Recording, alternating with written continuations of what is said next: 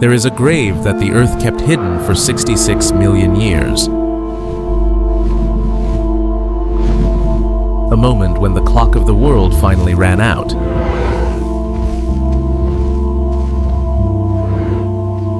What follows is the story of dinosaurs' final hours and the collapse that reshaped the planet forever.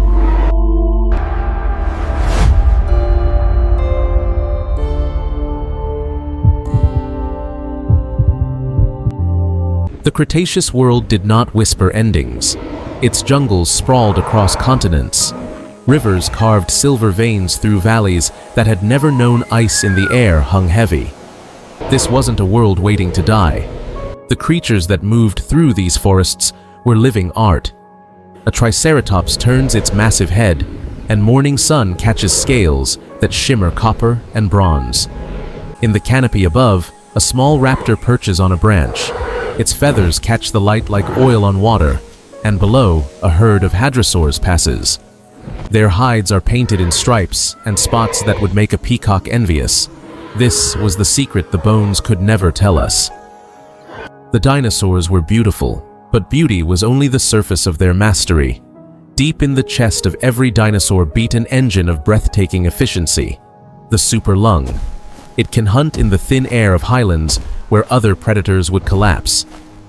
In the shallow seas, mosasaurs patrolled waters so clear you could see the ancient coral forests below. On the plains below, herds of hadrosaurs advance in steady formation, with hides marked with stripes and spots, camouflage woven with spectacle. The Cretaceous was hierarchy and relationships. Every niche was filled, and the sky belonged to creatures that had mastered 3 dimensions. Pterosaurs with wingspans that rivaled small aircraft. They fished, hunted, and migrated with unbelievable navigational skills. This world was at its peak. It was alive, vibrant, and successful. Only catastrophe could unmake it, and catastrophe was already on its way. Beyond Mars, a piece of rock tumbled through the void. It had no name and no purpose.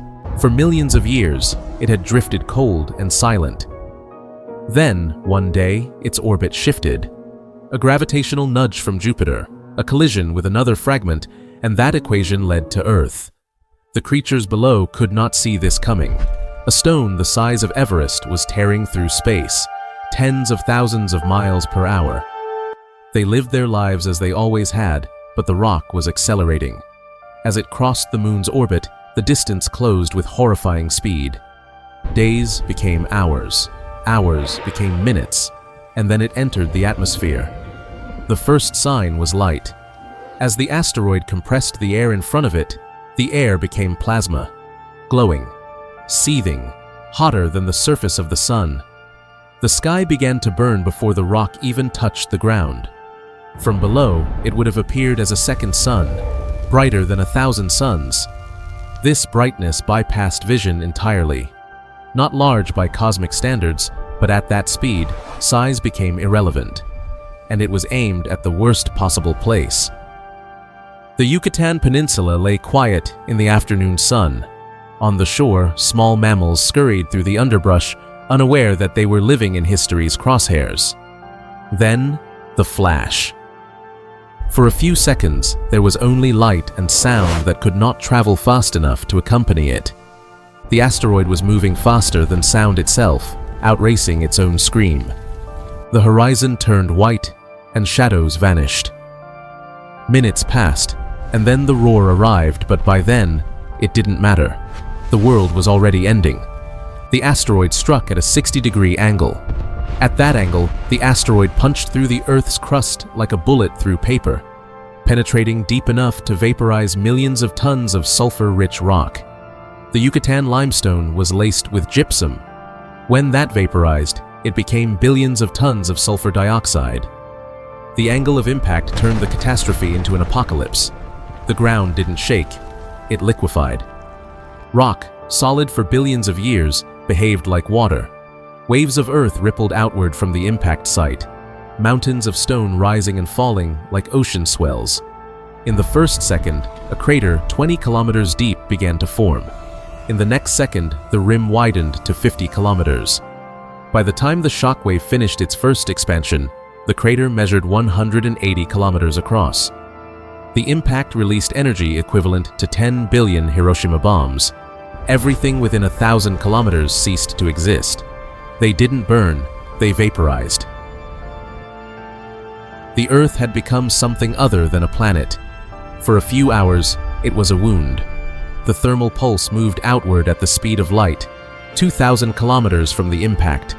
The world remains intact. Birds still fly. Trees still stand. Then the heat arrives. It doesn't build gradually. It appears fully formed, like opening an oven door. The temperature rises from comfortable to unbearable to lethal in seconds. Animal skin begins to smoke. The leaves on the trees curl and blacken. The air itself becomes a weapon. Within minutes, every forest for thousands of miles ignited simultaneously. Creatures that were close enough died instantly. Their bodies turned to ash before they could feel pain. Those farther away suffered longer.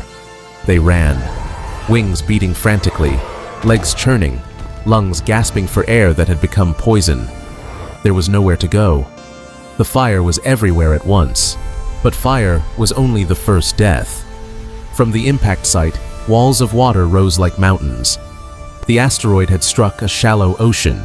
The ocean disappeared in the first microsecond, boiled away, vaporized, launched into the sky as superheated steam. But the water beyond the vaporization zone had to go somewhere. It went up, then it went out. Tsunami waves 600 feet high radiated in every direction, carrying millions of tons of debris, rock, and the shattered remains of the seafloor. They crossed the Gulf of Mexico in hours.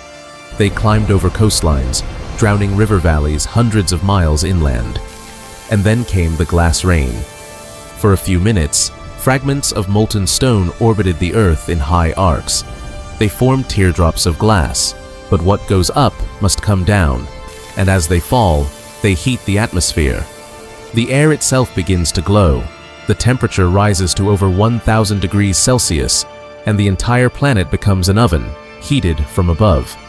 There was no shelter, as burrows filled with superheated air. Caves became kilns, water boiled in rivers and lakes, and those who had survived the initial impact now died from heat.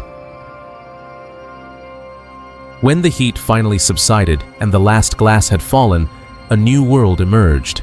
Fine particles of carbon spread across the upper atmosphere like ink in water. Sulfuric acid droplets hung in the air. The sky turned gray, then darker gray, then black. Temperatures plummeted. Earth without sunlight transformed into a frozen tomb. Ice formed on rivers that had flowed warm for millions of years. The plants died first. Without light, photosynthesis collapsed. Ferns yellowed and withered. Flowering plants stopped growing. At first, the herbivores didn't notice. There was still food, dead plants, fallen leaves. But weeks became months. The stored food ran out, and still the sun did not return.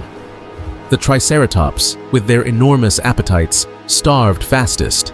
They needed hundreds of pounds of vegetation per day just to survive. They died slowly, painfully. The hadrosaurs followed, the ankylosaurs. The vast herds that had numbered in the millions dwindled to thousands, then hundreds, then scattered individuals began wandering alone, searching for food that no longer existed. And as the herbivores died, the predators couldn't last. For a time, the Tyrannosaurus and the raptors feasted. So much meat, so much death. They gorged themselves on carcasses, not understanding that every meal brought them closer to their own end. But they grew thin, desperate, hollow-eyed. One by one, the kings starved. The last Tyrannosaurus died alone. The seas told the same story. Algae and plankton require light. When the sky darkened, they died in numbers beyond counting. The ocean surface became a graveyard, and when the plankton died, everything else followed. The fish starved. The ammonites went extinct in a single generation. The mosasaurs found themselves in waters devoid of prey. Their massive bodies sank to the seafloor where they would lie for 66 million years. The earth had become a tomb for giants, but in the darkness, something survived. Not by strength, not by dominance. The creatures that lived underground had been shielded from the thermal pulse by layers of soil and rock. When the sky turned to fire, they huddled in their dens, breathing stale air, waiting without knowing what they were waiting for. The creatures that lived in water, the turtles, the crocodiles, the amphibians had been protected by the mass of lakes and rivers. While the land burned, the depths stayed cool enough for life. The small creatures with small appetites could survive on scraps and a few seeds. Fungi began to grow on rotting wood. The creatures didn't need vast herds of prey. They needed only enough to see another day. These were not mighty, but they inherited the earth. Years passed in darkness, then decades, but the atmosphere cleared and the sun appeared again. The end of their story was the violent beginning of ours. And it marked the exact moment the world changed. Make sure to subscribe to this channel for more videos like this.